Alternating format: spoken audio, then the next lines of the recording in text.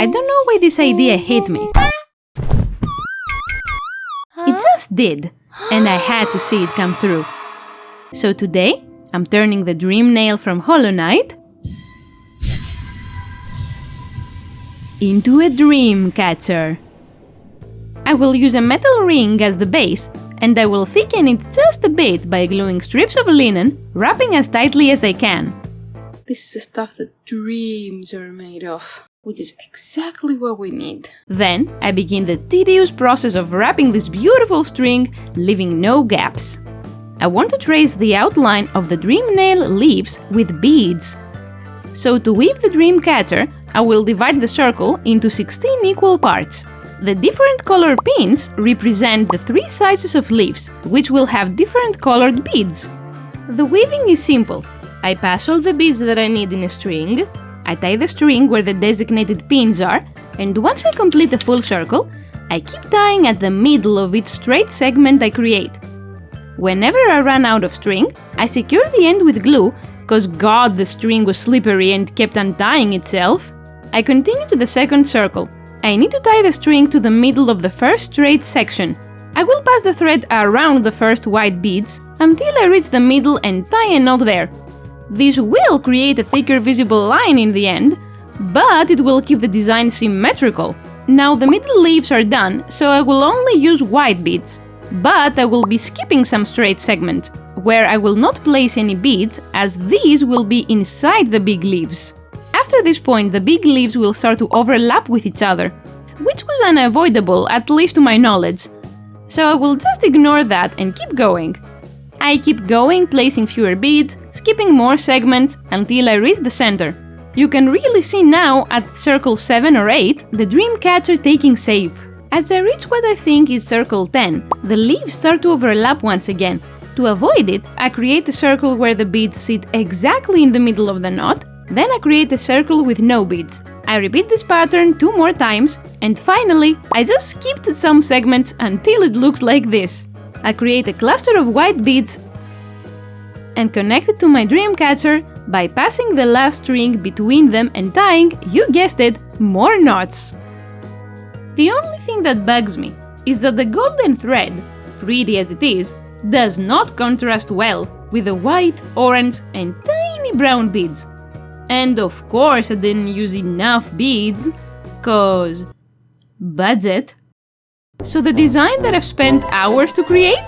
Completely invisible unless you try to notice it. But we know it's there, right? Right? To save it, I will glue the beads in strategic places, since they are free to move around inside their segments, and that creates cluttering. I use a small needle, placing a dollop of glue, and finagling the bead in place. Now it's time to start sculpting the handle. And for that, I'll need a light material that is easy to carve. This backdrop might do.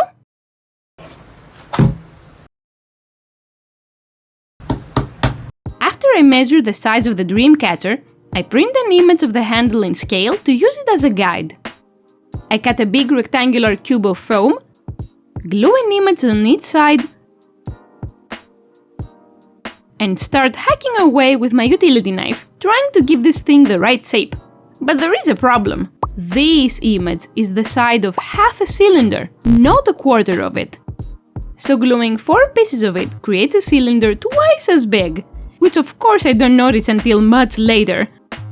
With the general shape defined, I tackle the smaller donut under the base of the handle. Then I round out the square top, as well as making it tapered, so I can later fit the separated part of the handle. The foam that I could find was thinner than what I needed, so I will have to cut the upper part of the handle and carve it separately. I follow the same steps for that piece, but I also remove a part from the middle to later attach the whole handle to the casing around the dreamcatcher. Speaking of, I am going to make that next. I remove a disc from a thinner XPS foam, and I am left with this ring that fits snugly around the dreamcatcher. I carve it and occasionally sand it to make the edge round and smooth and the inside flat. To prime the parts, as well as fix some mistakes, I will use clay slip, meaning clay, in my case air dry, mixed with water. If only I knew at the time that plaster and hood filler exist. I use sculpting tools to spread the forbidden frosting over the parts and inside of the gaps between Dreamcatcher and casing. And once they're dry, I will sand them down as smooth as I can get them. Connecting pieces of XPS foam turned out to be a big problem for the whole project. Uhu and hot glue melts the foam, and wood glue never dries. So to attach the two pieces of the handle, my next idea was to twist a thin metal wire, shove it at the center, apply clay slip and tie the two pieces for good measure until the slip dries. I also need a way to hang this dream nail upside down. A long golden string around another twisted wire, shoved at the end of the handle, will act as the support. I sculpt the sharp end of the handle around the exposed string, using more air-dry clay, and pray that it lasts, because I did not have the foresight to add a longer support inside the handle. Finally, to connect the handle to the ring case, I had the foresight to leave a small piece on top to act as a guide, and I carve an appropriate dent to the ring casing. Since we have established that glue doesn't work, I will thread some strings back and forth between the two foam pieces, even looping around the Dreamcatcher itself. I was desperate, okay? I've put way too much effort into this to give up now. To cover the ugly stitches on both sides, I will use more air-dry clay, sculpting a slope between the handle and the casing. The final result is... actually, not that bad. I could even call it pretty. As you may have noticed, my color theme is gold, beige white and orange brown, so basically the colors of the sunset and sunrise, fitting an object that gives access to radiance. So to paint the foam parts, I mix a nice shade of orange and 3 more lighter shades. I start with the lighter shade and work towards the darker ones. As I am applying coat after coat, trying to achieve a smooth ombre transition, let me tell you my thoughts so far. It's very obvious that this is handmade by the uneven surface and awful priming, but I don't have a fancy 3D printer, and sometimes it's just fun creating something with your own hands and realizing how much you can achieve. I am definitely not saying that to pat myself in the back, cause I don't have a 3D printer. Seriously though, I am really proud of what I made, and I hope you guys like it too. Some Dreamcatchers have these tiny versions on them, so I decided to add 4 more tiny Dreamcatchers hanging below the main one, and create again an ombre effect. I start with the biggest of the rings, wrapping around it an orangey-brown string. Since it is much smaller than my main Dreamcatcher, I divide it into 8 parts and use the orange and brown beads, as well as a light beige string for the weaving. Next up, I continue with 2 of the small rings, wrapping the upper half with the orangey-brown string, leaving a few gaps towards the ends, and continuing these gaps with a golden thread, covering the rest of the ring. I use the same beads as before, and at the overlapping sections, I will thread twice. The hardest part was constantly needing to change thread to make that ombre effect, but I think the result was worth it. Later, I tie one of the big orange and white beads at the center, using the golden thread. I also create a small completely white ring with a pearlescent string and white beads. I will position these rings at the lower 1/3 section of the main Dreamcatcher, the big orangey-brown ring at the lowest point hanging a bit lower than the small rings I mentioned, and the final white ring hanging from it much further down. I mark the placements with this bright purple marker that I struggled to cover with paint and pierce the foam. To secure the rings, I pour some glue inside the holes, but I also make a knot for good measure.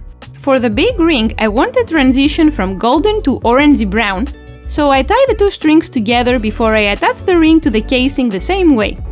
For the final ring, I will transition to pearlescent white. To represent the light at the end of the dream nail, I will use 3 different feather groups, creating again an ombre effect in the same color scheme. I attach several pearlescent white strings to the ring casing and glue each feather by wrapping the string around its base. Sometimes I will first add an orange and white or purely white bead in the string before attaching the feather, depending on the layer. I do this a bunch of times, working symmetrically in layers of color. Once the first layer is done, I start weaving a few feathers of the next one in between to make the transition smooth. The final layer is these small white feathers. With the tapered shape of the feathers successfully created, there is only one thing missing, something to act as a window pane.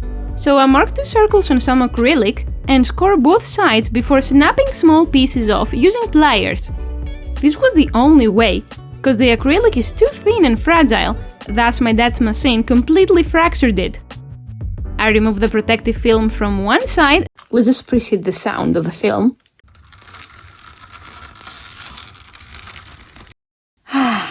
Very nice. And glue it on the casing.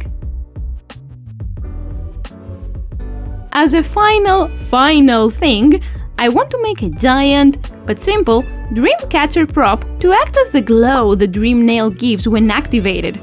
For this, I will use plastic pipes meant for flower and balloon decorations. And yes, I've started this much earlier. To make it pretty, first I wrap and glue this big golden ribbon all around the circle. Then I add some pieces of this white and these pink smaller ribbons, just to add some variety. For the weaving, I divided the circle into 8 parts and I use 5 pearl white strings combined into one long string. As you can see, the first attempt is very uneven, so I did it again 2 more times off camera, and with that, my dream catcher is done!